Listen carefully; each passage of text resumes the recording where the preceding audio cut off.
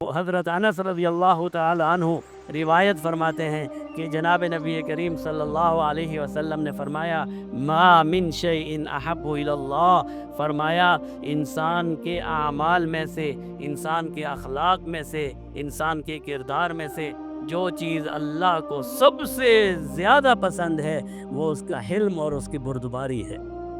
جو چیز اللہ کو سب سے زیادہ پسند ہے، کیونکہ اللہ خود ایسے ہی ہیں،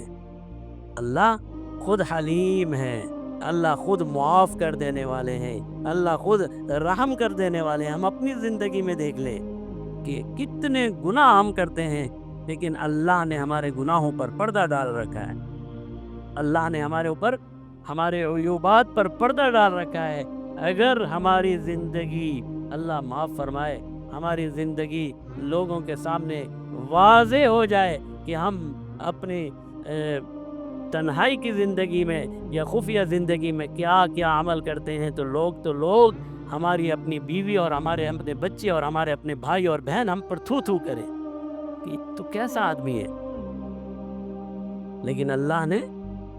ہمارے عیوبات کو ڈھانپ رکھا ہے، اللہ نے ہمیں مہلت دے رکھی ہے، اور یہی مہلت پھر جناب نبی کریم صلی اللہ، یہی حلم، یہی بردباری، یہی معاملات میں نرمی ہمیں جناب نبی کریم صلی اللہ علیہ وسلم کی زندگی میں نظر آتی ہے۔